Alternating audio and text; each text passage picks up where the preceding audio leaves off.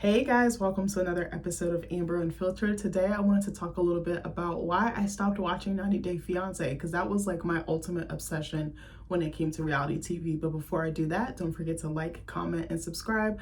Also, if you want to cash out me at AmberUnfilteredShow, that'd be greatly appreciated. So again, I don't have any fucking notes. I'm just kind of going off the cuff. Also, sidebar, remember I told y'all about the polar waters? These are like how big the fucking bottles are. They're like $2.29. They're so fucking cheap. I have a glass of it right here. This one is the Mandarin flavor. But anyway, oh, excuse me. I feel like I have to fucking burp. So I wanted to talk about this because I was like, damn, I can't believe I stopped watching the show. So I've been watching 90 Day Fiancé, or was, for a long time. Like, one of my brothers actually put me onto it. He was like, you gotta watch this show. He was like, me and my wife are hooked. And I was like, okay. And I think it was like when I first started dating my husband. So either, it was probably like 2019, I wanna say.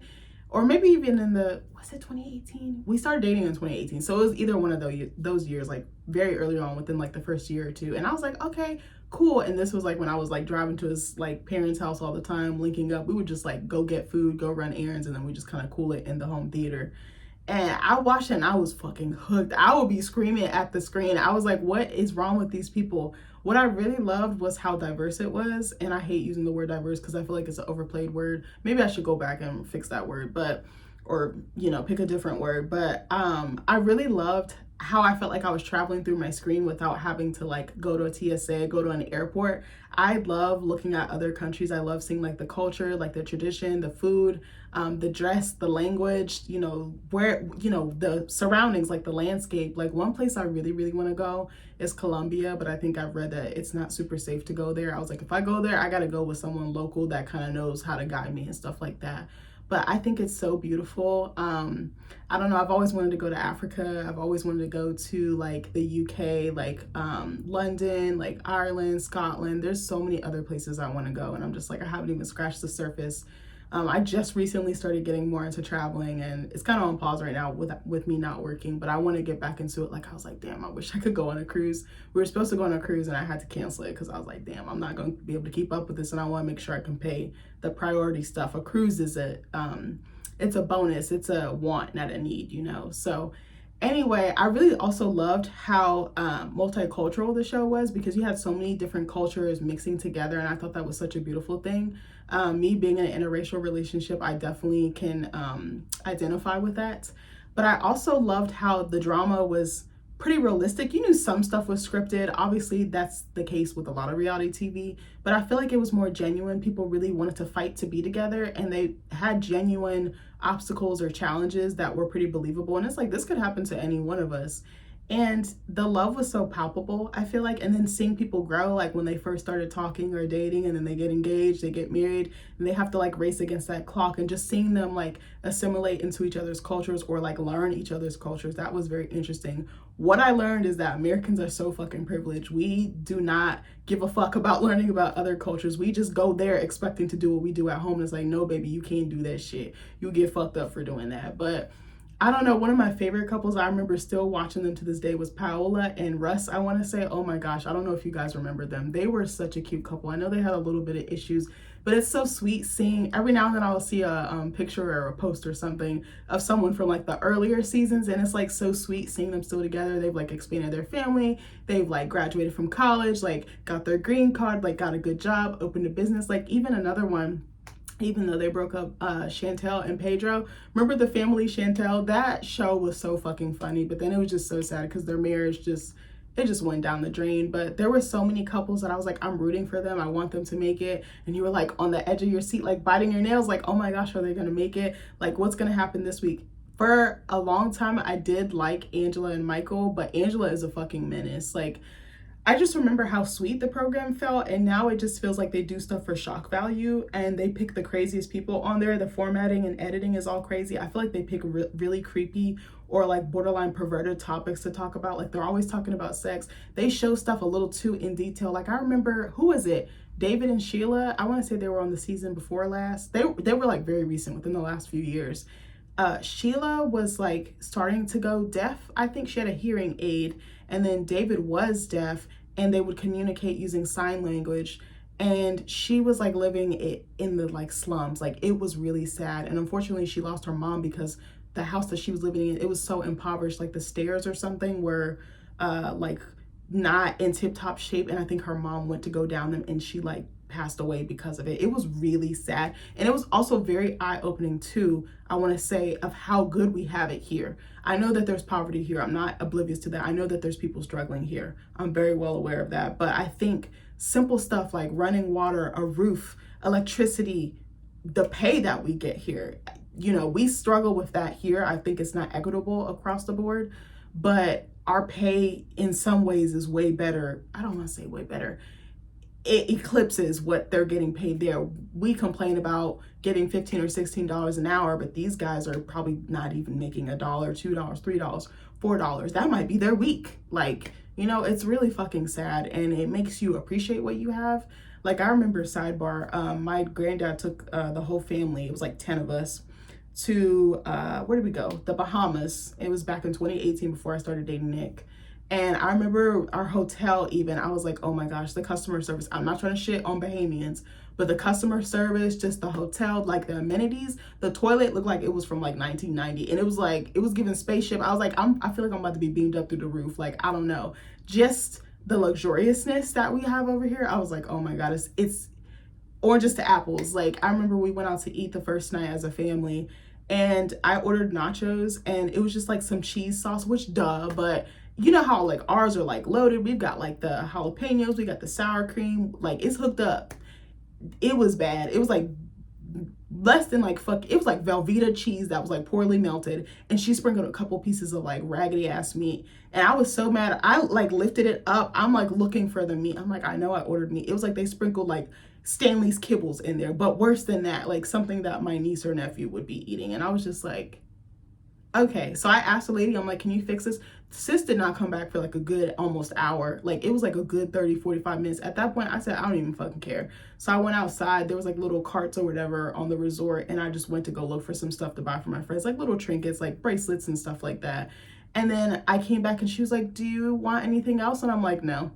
I was like, don't even worry about it. My mom was like, I can go get you something else. And I was like, Mom, don't worry about it. I'm just more aggravated. Like the lady looked at me like, bitch, you're not gonna eat it? And I was like, no, I'm not. Like, and I was like, that's my American like privilege coming out, you know? And just, I don't know. I think my mom talked to a guy, he was a cab driver. He made like $4. It was like $4 per person. And he had like a lot of fucking kids. He was a really cool dude though. Like just seeing how the other half lives. It's interesting how we fly there for paradise, but they're living in paradise, but it's also hell because they're impoverished. They don't have the basic needs. They don't make enough to sustain themselves, and they have to kind of make do with what they have.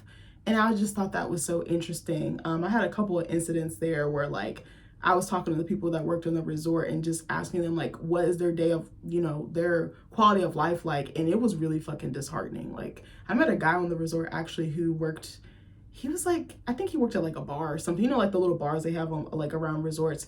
And he was like going to school to become an engineer. And I was like, oh my gosh, that's probably few and far between. I mean, there could be more engineers there, but anyway, sorry for spitting. I don't know if you guys saw that, but that's the reason why I love this show, because it was like educating me. And I know that all of it probably was, it was based on that person's experience. Each experience is so nuanced, but I actually really enjoyed like some of the ceremonies, like the dowries, like the dress, like going to go ask for blessings to marry someone, you know, going to pick out like animals, cattle or whatever to like offer as like an exchange. Like it was very fascinating to me. I loved seeing the food. I loved hearing the language. I loved seeing, it was very interesting how some of them had language barriers and they had to figure out workarounds. They're using fucking phones and like little translating devices. Like it was very fascinating to me. I love that show and also the drama. But I think when like Jasmine and Gino started coming on there, it just got so fucking bad. Like Jasmine will do anything for ratings. The way that she would go off on him and the stuff that she would say about their personal life, especially their intimacy,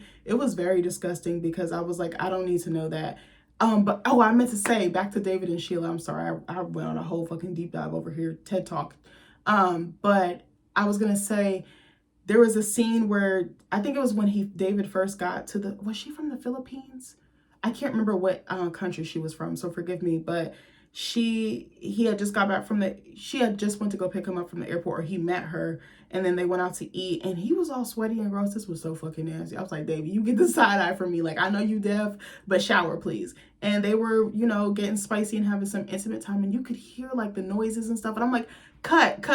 Y'all don't need to be in there. Like, we don't want to hear all that. And just some of the topics, like I think there was one girl, Ashley and Manuel. Ashley was this like big chocolate black girl. She was really cute. And her husband Manuel, was he Mexican, El Salvadorian, something like that, Hispanic or Latin. And she was talking about doing like sex magic. I was like, no, a poor mission. Like, it just felt like they were pushing a certain agenda, and that it was too much, and I stopped liking it, and it wasn't as fun as a viewer to watch. And a lot of it is scripted. It just felt more scripted. It didn't feel, a lot of these couples didn't even seem like they had chemistry or like there was really anything worth filming. I feel so mean. I don't mean to disrespect TLC or any of the couples, because I know sometimes editing and producing and things like that can kind of come into play, but I kind of miss having that interactiveness with the show, and seeing interesting couples, seeing interesting arcs. I miss the days of like even fucking like Darcy and like Jesse. Like, I know Jesse was kind of a dick to her, but I kind of miss that. Like them flying, them like really fighting for this, them fighting to bring them over, them getting, paperwork and going through the embassy. Like, that was so interesting to me, because I was like, that is a lot of work, and it's so much money, it's so much time. And I don't know, even like when Danielle and Johan came on my screen, I was like, because I was like, Johan gives me scammer. I'm sorry. I'm like, he'll sleep with anything walking. Like, sorry, not sorry. Sorry, I keep itching my nose because I don't know why, it's just itchy a little bit, but it just lost this luster to me. It wasn't, and then I think there's too many spinoffs, and then they keep recycling the same people. That's another thing that I fucking can't stand. They keep recycling people, and then the people that they recycle are very toxic. They're problematic. Like Big Ed, who's the other one? Big Ed, Angela, Jasmine. And I liked Angela and Jasmine for a hot minute. And a lot of these people, you could tell that they shouldn't have been together to begin with, and that they shouldn't have been getting married, shouldn't have been getting engaged. Because a lot of it, you're like, okay, you're using each other. Every now and then, on the earlier seasons, you would find like, maybe more towards the middle, you would find like, you'd find a couple who, that one person is scamming them or something. Remember like Nicole and Yazan, or the black lady that got scammed by that really hot guy, Williams or whatever, that like single mom who like lost her husband or divorced her husband. The black mom, she was so cute. Yolanda, I think her name was. Like, I just missed like the genuine nature of the show. I don't know if I'll return to watching it. I haven't watched it in like have I not watched it for a year yet?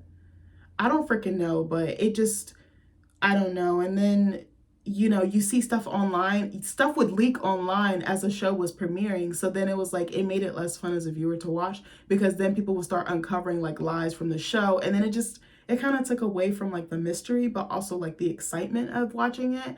And I remember like coming home after work, like 6 o'clock, getting off, cooking dinner, and going to go watch 90 Day Fiancé. That was like my release. Like, I looked forward to it. It was like a treat. Like, I was so excited. I was like, I can't wait till next week. Like, I wish, maybe I should go back and review it. I don't know if I will. That takes too much time. But I was like so gagged. And then if I couldn't do it Monday, I would be like, have my little ass on that couch Tuesday night watching it.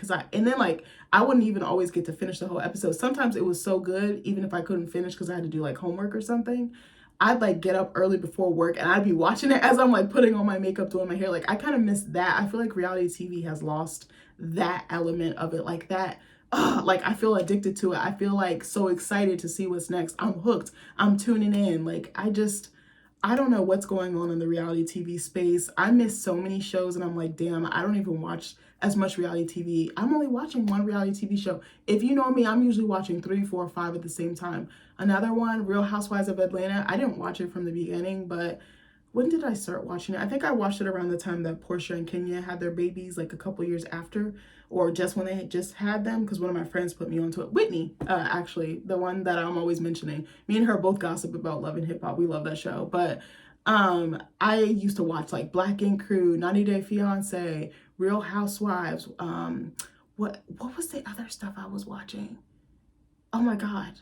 I can't think of anything else, but I was watching so many at the same time, and I felt like a fiend. I was like, oh my God, give me more. Like, oh my gosh. And I don't even fucking do drugs, but I miss that. I'm like, what is going on? We need better shows. We need more believable storylines. We need better casts.